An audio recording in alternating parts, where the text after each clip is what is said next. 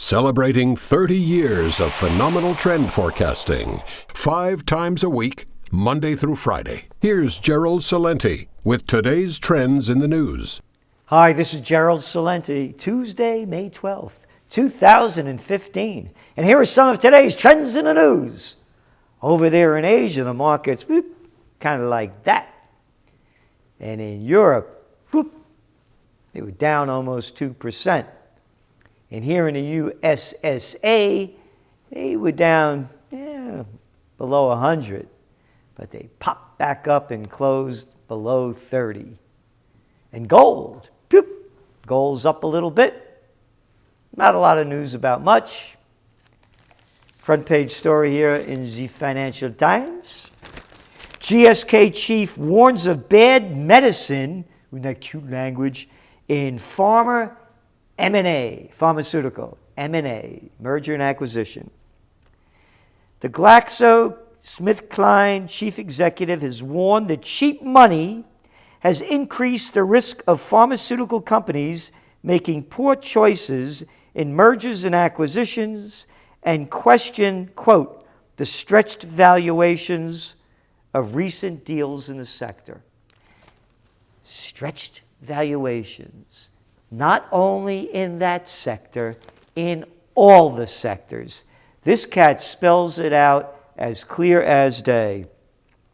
GSK has remained on the sidelines of the pharma M&A boom, as other drug makers have paid big premiums for growth assets. Quote, some of these valuations look stretched, Sir Andrew told Financial Times.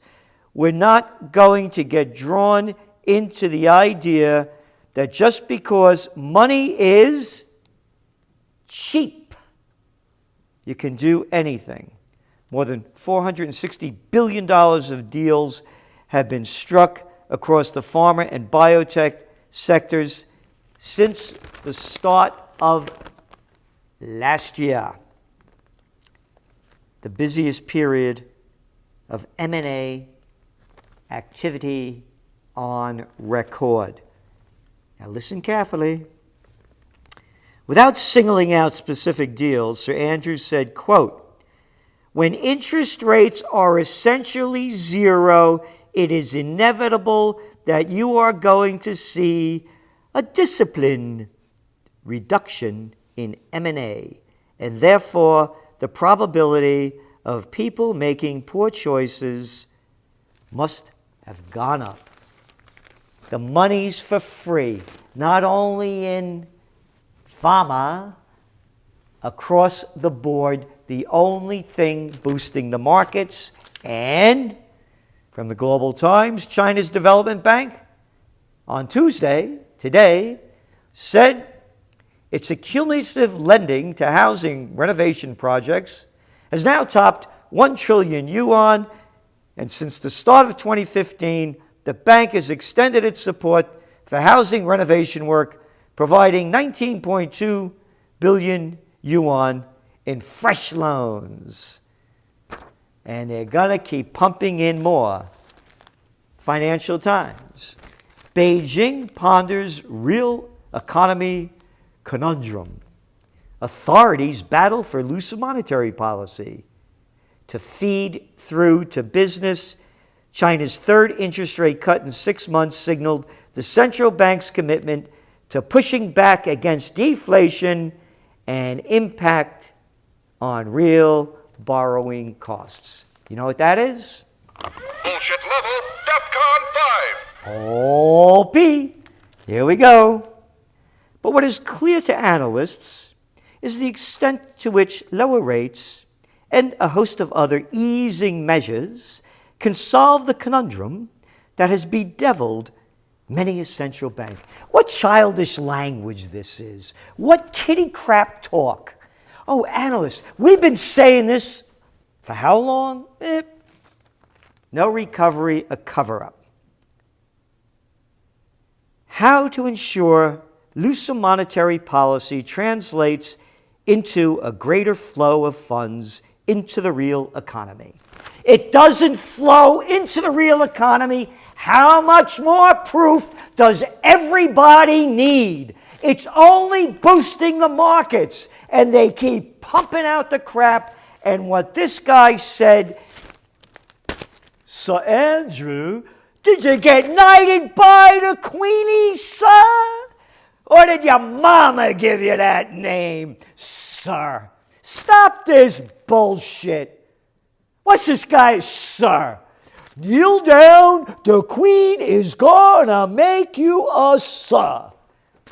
Anyway, this guy laid it out straight. It's a fraud. It's the biggest fraud in world history, except the wars that they start and the people that they kill. Hey, I didn't mention about oil prices. Woof! They is up. You know why? Almost 2%. Reports coming out, but not out of the United States, out of the Iranian news agency, that they've attacked Saudi oil fields. Son of a gun. Those Yemenis, how dare they? Don't you know they have the right, the Saudis, to bomb the hell out of innocent people? Oh, they found a Moroccan jet came down there too, bombing them. Them coalition friends of murders. What the hell is Morocco doing bombing Yemen? I'll tell you what, a bunch of sick people. Don't get upset. Why should I call them sick son of a bitches when the word psychopath sounds so much nicer? So, oil prices are going up because of that. They're not going up because of the new news that there may be more oil flowing into the market. Hey, all you little liberals, all you little weenies, all you disgusting Obama apologists. Obama will allow drilling for oil in Arctic Ocean. Obama move is a blow to environmentalists who fear a spill. What a joke. What a disgusting... All of these presidents that make these promises and break them, they should be brought up for treason. They're traitors. And all you people buy this crap. Hey, the presidential reality show's coming up. It's right in full gear now, but it's going to get hotter. What new lies will they come up with? And on to some other news. Judge ruling against 2 banks finds misconduct in 2008 crash. Misconduct right along there with misdeeds, huh? Many on Wall Street have long argued that the banks did not generally break the law when they packaged shoddy mortgages and sold them to investors in the lead up to the financial crisis of 2008. But on Monday, in the starkest of terms, a federal judge dealt a strong blow to that version of history. Not that version of history, Peter Evans, for the toilet paper. High crimes and misdemeanors, but no heads will roll. Hey, misdeeds only had to do what she had to do, you know. Misconduct, yeah. You won't see one head roll, but here's one that did. Yep. Another whistleblower was convicted. Jeffrey Sterling sentenced to 42 months in prison under the Espionage Act. Espionage. Yep, something that goes back to World War I. They got this guy on nothing. But they gave Petraeus, they gave that little squirmy, tiny man a free ride for giving out the head of the CIA, giving out classified information. Hey, was it misdeeds or misconduct? Who was the chick he was going out with? Yeah. And another guy's head rolls. Hey, and remember what the liar-in-chief said when he was elected president, what he was going to do with whistleblowers. Here, listen. For a long time now, there's been too much secrecy in this city. The old rules said that if there was a defensible argument for not disclosing something to the American people, then it should not be disclosed. That era is now over. Starting today, Every agency and department should know that this administration stands on the side not of those who seek to withhold information, but those who seek to make it known. Here's your president, the traitor-in-chief, the liar-in-chief. Here, from him. Oh, by the way, a little number here, not of much concern. Obama has prosecuted more whistleblowers than all the other presidents combined. The president has sent whistleblowers to 25 times the jail time of all previous U.S. presidents combined. And he hasn't prosecuted one head on Wall Street, and he gave his buddy betrayers a free ride. What a disgrace this country's become. Justice system. Yeah, just us, not them.